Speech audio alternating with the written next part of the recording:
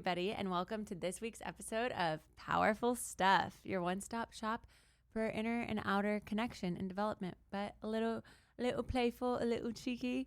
Back here, 2.5 months postpartum, whoop whoop. And today I want to talk to you about why you feel like you don't belong, even though you're really successful. Even though you're really successful, why do you feel like you don't belong? What a great question. And this is honestly a question that I've been dealing with my whole life. They say those who can't do teach, but hopefully I can do and I can teach. I will say that as a community builder and a coach who's led thousands of people through many experiences and who also loves planning experiences for many different friend groups, my core wound that I've been working on healing my whole life is letting little Meredith know that she belongs and that she's enough. And of course, why we end up creating these external manifestations of things is to really help heal that inner child that needs that validation. And while the external is great, the key, the juice, the magnetism is actually getting to it from the inside out. So I want to take you guys through a little bit of my own journey, why that happened for me and why it might be happening for you, how it's showing up. Like you might feel like you're really successful or you have a lot of friends, but then you're easily triggered by feelings of like, why did this person exclude me? Or why isn't that group reaching out to me? Or whatever it might be. Or it could be like in the professional context of like, it happens for these people, but not for me. And we're going to get to the root of it. We're going to alchemize it. And guess what? We are going to end up choosing ourselves because we cannot, of course, feel chosen by others until we choose ourselves. And I have learned this the hard and beautiful journey, winding journey way through my own life of creating community and also romantically, like not choosing partners that chose me and then wondering, why am I not feeling enough until I finally chose myself. And of course, once I chose myself, I met my husband, Spencer. So all of that's to say, let's rewind it back. My first, deep core wound in belonging, I think really came from when I transferred from a very small elementary school to a big public school where I didn't know many people. I was the teacher's pet. I had these moments where I'm like, bless my little heart. I would wait on a Friday afternoon for a friend from school to call to like ask to hang out. And I would just like wait by the phone and like no one ever called. And then once I, invited these girls over to my house for a like fun movie night and they all said no. And to make me feel better, my dad took me to the movies. And then lo and behold, when I'm at the movies, I run into this group of girls and I feel like so crestfallen and so left out. And I know I'm not the only one. I know we all have stories like this from elementary school and middle school. But it was from this moment that I think a light bulb switched of like, I don't want to feel, sorry for myself by letting these stories take weight. I want to feel like I choose myself. And it was moments like this that compounded over middle school and high school where I realized I can't place my worth on others. Like in high school, to try to fit in and try to kind of heal that belonging wound from middle school, I worked really hard and I tried out for the cheer team because I'm like, maybe if I cheerlead, then I'll be popular. And I'm like, newsflash and surprise, surprise, it didn't actually work that way. And it was just a whole new set of like cliques and social things to navigate. And also when I hit my head tumbling and I could no longer tumble, I became kind of quote unquote the worst cheerleader on the squad. And it was then where I still felt lonely and I still didn't have that belonging where I'm like, why am I working so hard to please others? This isn't actually serving me. And so I actually quit the cheerleading team and I started doing what I loved, which was writing. And I started looking at the Houston Chronicle and thinking about topics from a teen perspective. And I started writing these articles from a teen perspective and submitting them to the Houston Chronicle. And lo and behold, oh my gosh, guys, I've said lo and behold a lot this episode, but lo and motherfucking behold, I was asked by the editor to start like doing a teen column. So I started doing teen columns. I started going into the Houston Chronicle every week as like an internship. And I was like, this is really fun. I'm going to start doing this for TV as well. So I pitched the Houston talk show, the Houston CBS talk show, Great Day Houston, on having a teen reporter. And I started showing up and doing takes on reporting for the Houston Chronicle and the Great Day Houston talk show. And it's so funny because I started doing these things because I felt like an outsider at school. And I ended up finding community within the Houston Chronicle and the Houston CBS. Like I ended up having 10 mentors in each that were great friends to me as well, that really saw me and saw my value because I chose myself in terms of like doing these things that lighted me up and didn't try to like climb this invisible social structure in my high school as a cheerleader when I wasn't even happy with that in the first place. And of course, the biggest irony from all of that is when I stopped trying to please others and started trying to please myself in high school, I ended up getting into Harvard, not because I had the highest grades and not because I had the best SAT score, but because I was like, I'm going to carve my own path. I'm like, this group does not feel good for me to try to keep chasing this external validation. And when I did, not only did I get mentors that I still love and cherish to this day, but I also ended up getting into a school that I never thought I would get into, not because of the traditional metrics, but because I ended up doing what I loved. And another component to that actually was my college essay for getting into Harvard was marathons. So marathons were my other love and actually my first form of belonging with people my age, really, or like, you know, the Houston Chronicle and Houston CBS was like older mentors. But with marathons, I started running marathons for the Leukemia and Lymphoma Society when I was 16. Before that, my Aunt Karen, shout out Aunt Karen, would do marathons for the Leukemia and Lymphoma Society. And with Team in Training, which was like a group that would train every Saturday morning for the long runs. They would hand out like oranges and electrolytes along the course, and then everyone would get breakfast after and help each other with fundraisers for these races. And I would go with my Aunt Karen, especially in elementary school and in middle school when I didn't have a lot of friends. And this was like a sense of community to me. So in high school, when I, decided to quit cheer, I was like, I want to get into marathon running. The Leukemia and Lymphoma Society and a lot of marathons at the time, you couldn't register to do it until you were 16. So as soon as I turned 16, I started running with the Leukemia and Lymphoma Society. My first marathon was the San Francisco Nike Women's Marathon. And that was like where a light bulb went off, where I was like, not only am I choosing to do something that is beyond my perception of what I thought was possible, but I'm doing it with other people and we're all helping each other get through that finish line. And we're all doing it for something bigger than ourselves. And I felt like that was like such a perfect and mind-blowing trifecta for me that I ended up recruiting other friends in high school. This is how I made my deep high school friends for the first time, after being more of a loner in middle school with like a few good friends there.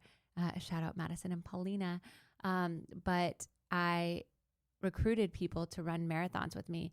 And by the end of high school, I had recruited like 10 friends to run different marathons with me, like the Anchorage Marathon in Alaska and the San Diego Rock and Roll Marathon. And it was like this beautiful moment of like when I follow my bliss and I'm creating an experience where other people can come in, have their own unique experience, and we all kind of elevate together through like encouragement, through play, through pushing our boundaries, through having a novel experience together. That's actually how I create belonging. And, running marathons, recruiting other friends to run with me for the Leukemia and Lymphoma Society, creating my own opportunities by pitching the Houston Chronicle and the Houston CBS to be their teen reporter. These were all the things that ended up, helping me get into Harvard and carving this path that then set me on this idea of cultivating belonging from the inside out that I've carried with me to this day. So those are my first forays into belonging. And then, of course, at Harvard, I had a lot of good friends, but still like navigating, the different social hierarchies there. And one thing that I found really unique was they had kids from all over the world, a lot of like, first generation college students and people with really unique backgrounds. And I took a public speaking class at Harvard. And this was the only public speaking class where the teacher helped us own and share a story, kind of like TED Talk, if you will. And I was like, why don't we host events like this around campus and call them Harvard Speaks? And again, that was an iteration of like, I love hearing other people's stories. I love sharing my own story. And I feel like storytelling and sharing, how we've overcome hardships is such a way of bringing us closer to other people that I started Harvard Speaks and started leading speaking events around campus where like 4 or 5 people would speak per event, and we would pair them with a public speaking coach to help them work on their story. And then people could ask questions from the audience. And again, it was a way to get to know other classmates at Harvard on a deeper level. And this was my first kind of like formal experience creation. And so since Harvard, I've really taken community building to the next level with Powerful Stuff and more of that. But I will say the one personal chapter I'll touch on before we wind it back into those tactical actions for you guys is when I first moved to LA. And LA can be a very transient place because a lot of people are coming, going, chasing dreams, with their dream in their cardigan, as Miley Cyrus would say. But when I first got to LA, I kind of just had a hodgepodge of friends. And I really feel like you do need a critical mass of friends in LA because it's such a spread out and transient city. And my friend Angel took me to this thing called The Moth, which is, I think it's on NPR, a podcast, but they have live tapings where they send out a prompt and then people get up on stage and tell a story around that prompt. They pull out names from a hat. And I was so moved by this because it reminded me of my Harvard Speaks days that I was like, it'd be so cool to create something like this at my house, like really informally as a way to like make friends, because I was craving more friends. I was feeling like I have a few good friends, but they're all spread out and I really want to feel like anchored in community. And so I started hosting storytelling potlucks at my house once a month where I would send out a prompt like my Achilles heel or the best breakup I ever had or oops, I did it again, or one of my favorite ones, which actually was my 35th birthday one this past week, which was a time I was cringe that I now laugh at. I would send out a prompt and people would come to the dinner, they'd bring a dish, and they'd also bring a plus one that the group didn't know. So the group kept expanding in that way. And then we'd start off with a quick icebreaker. Like if you really knew me, you'd know that I blank, like just one sentence to get the room warm, to lubricate the room, to help everyone use their voice. And then we would go into the storytelling dinner where everyone would tell a 5-minute story around this prompt. And something beautiful happened when we did that. You ended up getting to know people in a much deeper way, much more quickly, because you're cutting through the small talk and like hearing about someone's crazy breakup story or, like this really embarrassing moment that they're like, I was batshit crazy, that they laugh at now. And you're like, oh my God, I feel that something similar happened to me too. And that's how I met some of my best friends, through people other people brought to the dinners. And shout out to our friend Ethan, who introduced me to my friend Chelsea. He brought Chelsea to one of the storytelling potlucks. And she's a bestie to this day, helped plan my baby shower. And many other people met lifelong friends there as well. And so that kind of evolved into what I then did with my co-founder Eric, of more of that, of hosting experiences where people leave with an insight about themselves and about each other, and creating intentional ways for people to connect. And now what I do with my experiences with Powerful Stuff Live. These are all things that have come from my own internal desire for belonging. And the thing, circling back to the prompt, or not the prompt, but rather like the theme of this episode of why we don't feel like we belong, even when we're really successful, is that sometimes when we have our inner child, or like that childhood memory of like not feeling like we fit in, of feeling left out, and we never actually heal it, we can end up overcompensating for it. And I'm not going to lie to you guys, some of these times that I was doing all these grand community things from the outside, I was like doing it from a place of like wanting belonging. Like I ended up, finding it in the moments where I really chose the thing I was most passionate about. But it also came with deep rememberings of having to tell my inner child, like, you belong and I'm here for you no matter what, even if we take the road less traveled, right? Like the marathons were the road less traveled. The Houston Chronicle was with a bunch of adults. It was the road less traveled. And then I ended up finding community with those people, and so on and so forth. And it's something that's a constant practice that I have to remind my clients of, even when they've had the breakthroughs and done the work and have like a full roster of friends. They'll be like, I still felt left out here, or like out, like that still hurt, that I felt like alone on a Saturday night, and who do I call? And I'm not going to lie to you, like even postpartum, I feel that sometimes too, where I'm like, oh, those people hung out and they didn't invite me, or what, like I thought I healed this, like, I have like a son now, I want him to see and know that I always belong, and therefore he always belongs. but it's a constant remembering. So it's reminding ourselves when that happens, not to say like, I haven't healed that, or like, you know, my community is a lie or whatever, but to say, okay, like my inner self, my younger child feels like they need a moment of like quality time with me, just as like my own child would, right? If I came home and I was like distracted and on my phone with him, like he'd be like, Mom, hello, I miss you. Like, where are you? So it's like, okay, little Meredith, like, what do you need? Why are you feeling like unheard or unseen? And what would make you feel good right now? And I understand that, you know, this thing that these other people did hurt you. Ouch. Like, that sucks. Like, let's cry about it together. And what would make you feel good on the other side, right? It's not dismissing that feeling that our inner child is having. It's acknowledging it, acknowledging the hurt, and then saying like, I'm here with you. What would make you feel seen by me? Like, no matter what. And that's why when we do have time with ourselves, when we don't reach for our phone, when we sit in the boredom, when we say, I'm here with you, that's actually when we cultivate the deepest belonging, because in that moment, we are choosing ourselves. And in that moment, our inner child is actually seeing like, I don't need other people validating me to know that I feel chosen. And actually from that place, that's when we have our most unique ideas or pings to then create with other people, right? It was from those moments where I told little Meredith, you know, let's do what you want to do, like the marathon or the journey, or the like Harvard TED Talks or the Houston Chronicle. It was in those moments that I kind of took the road less traveled, that I ended up attracting and magnetizing community, because I was in my purpose, play, and power from a place of like, these are the things that I want to be doing. And this also goes for dating too.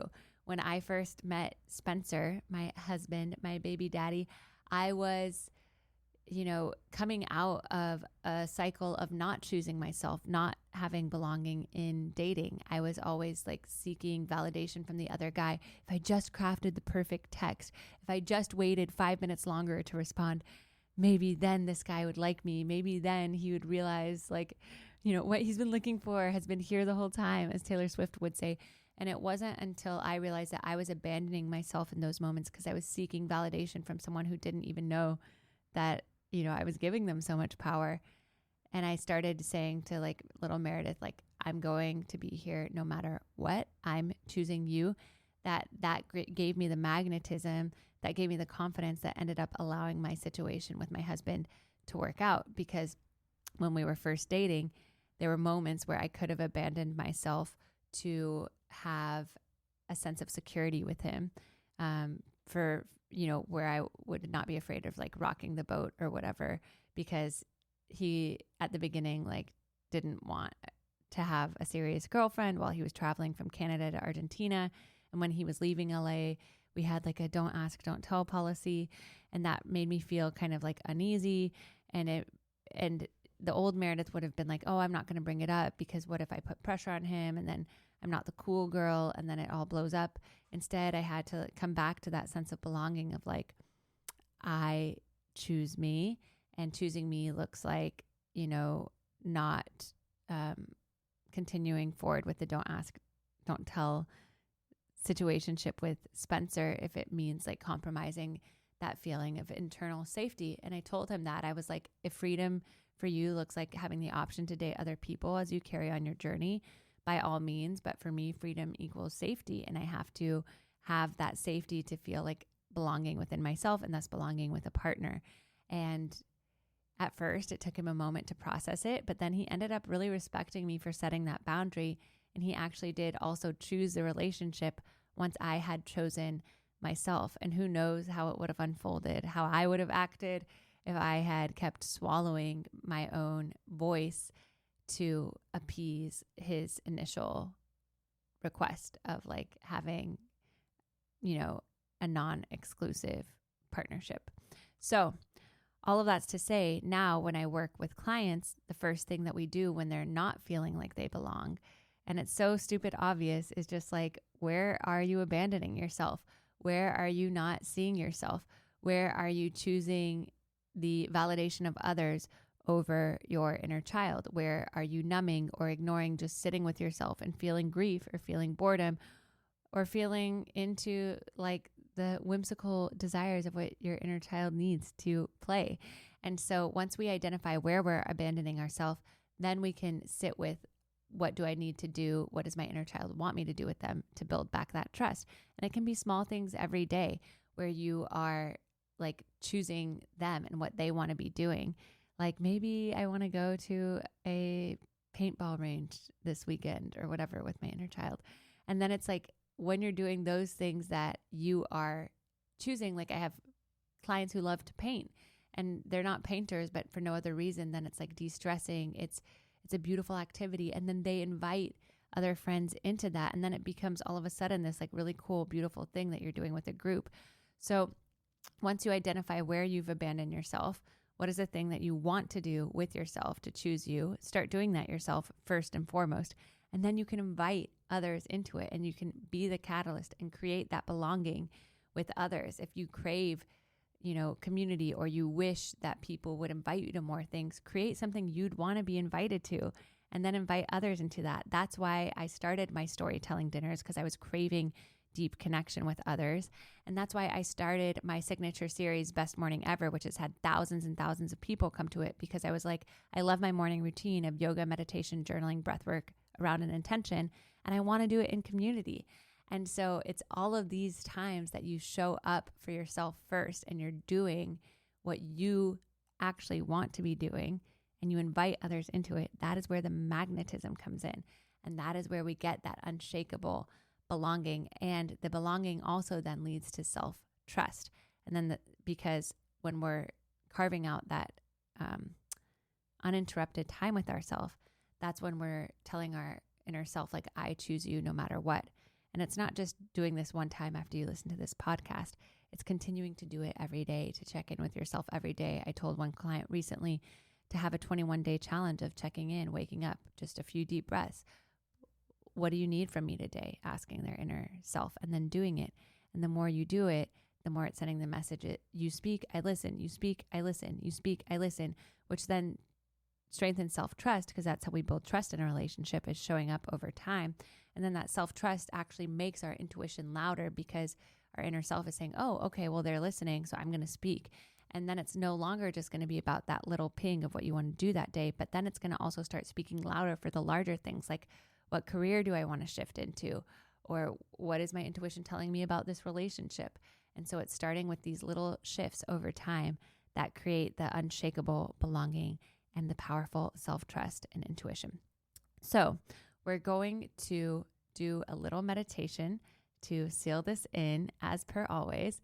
And I want you to just close your eyes and take a deep breath in. And then open mouth, exhale, sigh it out. One more breath, just like this. And exhale, release. And in your mind's eye, just going to a scene from your childhood or adolescence where maybe you felt like you didn't belong. Maybe it was at school or at summer camp or at home. Just noticing how old you are and noticing what happens in the scene to start to send the message that I don't belong.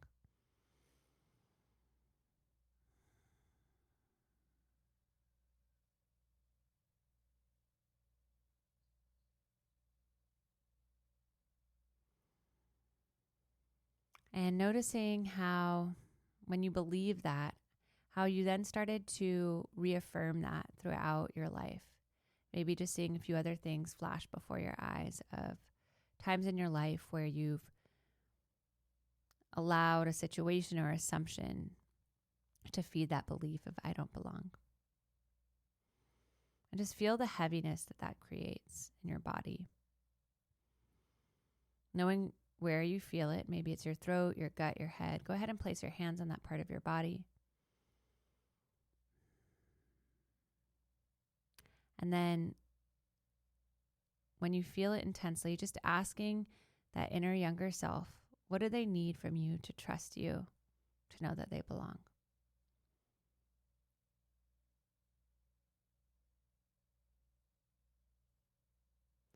trusting whatever they say, letting them know you can do that no matter what, you're here for them. And then taking out the heaviness of the not belonging, go ahead and rub your hands together once you've gotten all that heaviness out, like you're rubbing your hands together, alchemizing it into something powerful, opening up your hands, feeling that new powerful energy like a glowing golden orb, and bringing that energy back to the part of your body where the heaviness left, breathing it in, allowing this golden energy to lift your spine, lift the crown of your head, open your chest. And when you feel like your whole body is breathed into this deep sense of belonging, go ahead and re-envision that scene that you just saw your inner child in. But this time through the lens of them knowing they belong no matter what, no matter any external sources or actors where they might have perceived otherwise, where they just get to relive this scene, knowing that they belong, knowing that the other things are just stories, and acting from such a beautiful sense of self, and seeing how that shifts the scene.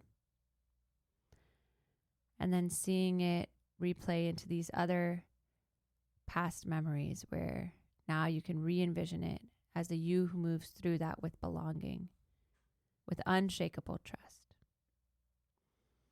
And the ease and the shift and the elevation that happens in each scene.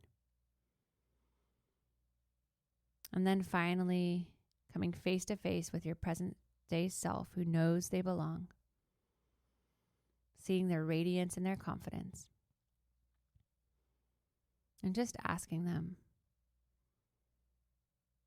what is the thing that they want to do? Completely for them, 100% for their joy,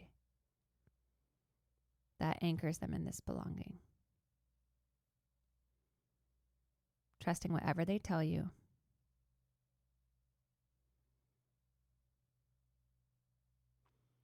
Thanking them. Giving them a hug. Breathing in that sense of belonging.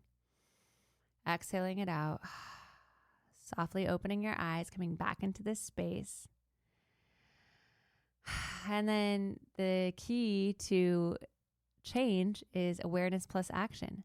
So whatever your highest self, your present day belonging centered self knows would bring them belonging, actually taking action on it, doing it with yourself first this week, and then inviting friends or people along for the ride to do it with you, and truly being the catalyst in your own life. This is how I've cultivated community that I love, and community within Powerful Stuff, and hundreds of clients and people in like my upgrade group coaching programs. This is how my clients have cultivated community. But most importantly, this is how you choose you. And when you make yourself feel chosen, everyone else starts to choose you too, because they're choosing the most authentic you. And isn't that powerful stuff?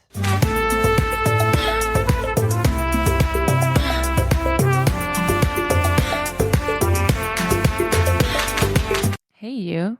Thank you for coming on this powerful journey with me. I hope it was as powerful for you as it was for me. And if it was, it would mean the world to me if you rate, review, and subscribe to Powerful Stuff so I can keep bringing you the goods. We can keep going on this transformative journey together. And if there's powerful stuff that you want to share with me, with the Powerful Stuff community, tag us on Instagram at That's Powerful Stuff or The Meredith Baker. And I look forward to seeing you next week for more powerful stuff.